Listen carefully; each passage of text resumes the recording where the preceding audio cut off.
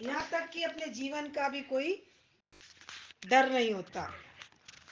कहते हैं ना कि इश्क में अगर समझदारी है, इश्क का मतलब होता है दीवानगी। और दीवानगी जब चढ़ती है तो दुनिया से बहुत ऊपर उठा देती है। बोले जैसे तुम ऊपर की उड़ान भरते हो ना आकाश की, तो संसार जीरो होता चला जाता है। संसार की बड़े से बड़े महल छोटे छोटे दिखाई देते हैं, बड़े से बड़े शहर छोटे छोटे तिल में बदल जाते हैं। क्योंकि जैसे जैसे आप उड़ान भरोगे ऊपर, तो ये संसार जीरो मात्र हो जाएगा। ऐसे ही जब तुम भगवान की भक्ति में बढ़ते हो, भगवान को पकड़ने चलते हो, भगवान के हाथ पकड़ लेते हो, भगवान को रट लेते हो, गुरु की उंगली थाम लेते हो, तो ये दुनिया अपने आप पीछे जीरो होती चली जाती है। अगर दुनिया को पलट के देखोगे तो भगवान का हाथ छोड़ना पड़ेगा, और भगवान को पकड़ लिया है तो दुनिया को देखो नहीं। अपने आप दुनिया तुम्हारे लिए जीरो हो जाएगी। और जहां तुम्हारे किसी भी परमात्मा को जो भी तुमसे कार्य कराना होगा, स्वयं परमात्मा तुम्हारे लिए हाजिर हो जाएगा। किसी ना किसी रूप में परमात्मा तुम्हारी उंगली पकड़ के तुम्हारे कार्यों को चुटकी बजाते कर देगा, है ना। बोले जैसे कहते ना चक्र चलते ही, जब भगवान कृष्ण का चक्र कब चलता है, जब किसी कार्य की जरूरत होती है, किसी का विनाश करना होता है या किसी असत्य का नाश करना होता है। तो ऐसे ही चक्र को जब भगवान हुक्म देते हैं तो चक्र अपना काम करना शुरू कर। तो भगवान, भक्त की पालना भगवान ही करता है। जो जो भक्त को जरूरत है भगवान अपने आप उसके लिए उपस्थित होता चला जाता है। तो भक्त को चिंता करनी नहीं है, किसी प्रकार की हमें कोई चिंता नहीं करनी है। जो भी है सिर्फ अपना गुरु के बताए हुए मार्ग पे चलते चले जाओ। बोले जीवन में कोई सच्चा साथी मिल जाए, उस पर अपना विश्वास रखना और उसके बताए हुए अनुसरण में चलते जाना।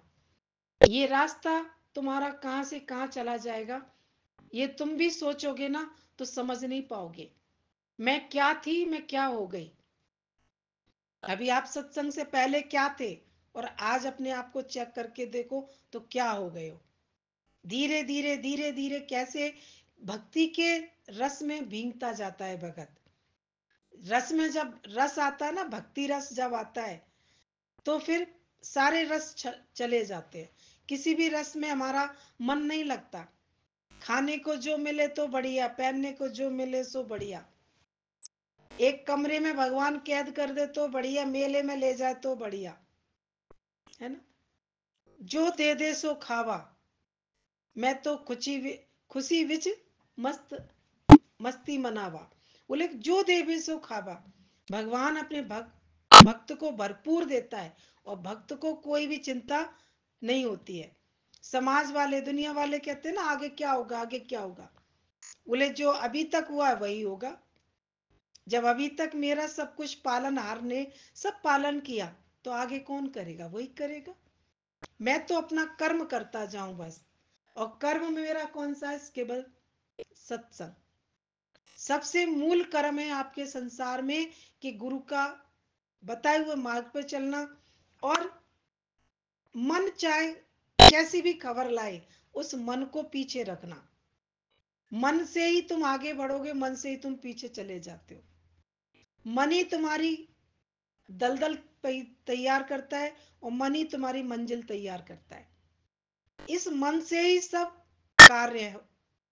मन ही हमारा कहाँ ले जाएगा और मन ही हमको कहाँ उठा के रख देता है। तो इस मन को सही दिशा कौन देता है, केवल गुरु देता है। बिना सत्संग के मन सही हो ही नहीं सकता। बड़े बड़े दुनिया में बहुत दिखावे के धर्म के कर्म चल रहे हैं, बहुत दिखावा चल रहा है, सब कुछ खूब पीले वस्त्र पहन लेते हैं, सब पहन लेते हैं, लेकिन मन वही गंदा है। मन में कोई बदलाव नहीं है, मन में कोई सफाई नहीं है। लेकिन आज कितने शुक्राने हैं कि कुछ बदला भी नहीं, कुछ किया भी नहीं, और भरपूरता कितनी भर दी। इस सत्संग के नियम में तुम्हें सारे खजाने अपने आप मिलते चले जाएंगे। बस एक ही काम हमारा उद्देश्य है कि सारे काम बाद में, पहले सत्संग, सारा सत्संग। और जब हमारा मूल नियम सत्संग का हो जाता है ना, तो काम हम अपने आप स्पीड से करना शुरू कर देते हैं। अभी आप लोगों को अनुभव हो रहा होगा ना, सुबह उठ के सत्संग जाना है, सत्संग जाना है। अभी गुरु तुमको बगिया बना के देता है, और समय समय पर तुम्हारी सिंचाई क्या करता है गुरु, खोज खबर करता है तुम्हारे अंदर में से खरपतवार जो उगाती है। अभी नेगेटिव ख्याल क्या है? खरपतवार है। आप किसी पौधे में पीला पत्ता लगा हुआ देखते हो, माली क्या करता है? उस पीले पत्ते को तुरंत हटा देता है। क्यों हटाता है? क्योंकि ये अच्छे पत्तों को पनपने नहीं देगा, और ये शक्ति खा जाएगा सारी, तो उस पीले पत्ते को निकाल देता है। तो ऐसे ही गुरु तुम्हारे अंदर से बेकार बातों को निकालता रहता है रोज का रोज, है ना। मैं रोऊं क्यों?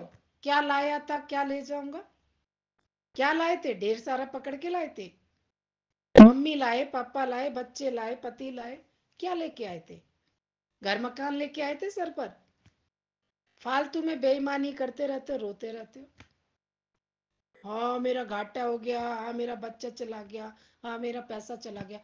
कुछ भी तो नहीं लाए थे ना। जो लिया यहीं से लिया, जो दिया वही यहीं दोगे। तो क्यों बेईमानी करते हो? उसने दे दिया, उसी ने ले लिया। तुम्हारा कुछ था? सो रोने की बेईमानी करते रहते हो। अगर देना है तो बच्चों को संस्कार दे दो, देना है तो घर में सत्संग को स्थान दे दो। अगर बच्चे समय से सही अच्छे आचरण ले गए, तो जीवन भर जहां जाएंगे वहीं तुम्हारे नाम को ऊंचा करेंगे। और बच्चों को अगर संस्कार नहीं दिया, तो बच्चे को तो लोग बोलेंगे ही बोलेंगे, माँ बाप को भी बोलने से छोड़ते नहीं है। कई बार हम कहते हैं बच्चे को, बच्चा जो करे हमें क्या करना, नहीं। बच्चा करेगा उसका भी फल तुम्हें मिलेगा। अच्छा करेगा उसका भी नाम मिलेगा, और बुरा करेगा उसका भी नाम तुम्हें मिलेगा। तो पिंड नहीं छूट सकता। इसीलिए कहते हैं बचपन से बच्चों को अच्छे संस्कार दे दो। आज हमारे बच्चे सारे धर्म में देखो, सभी धर्मों में बचपन से बच्चों को सारी शिक्षा दी जाती है। छोटे बच्चों के, क्रिश्चियनों को देखो बाइबल पढ़ाते हैं बच्चों को।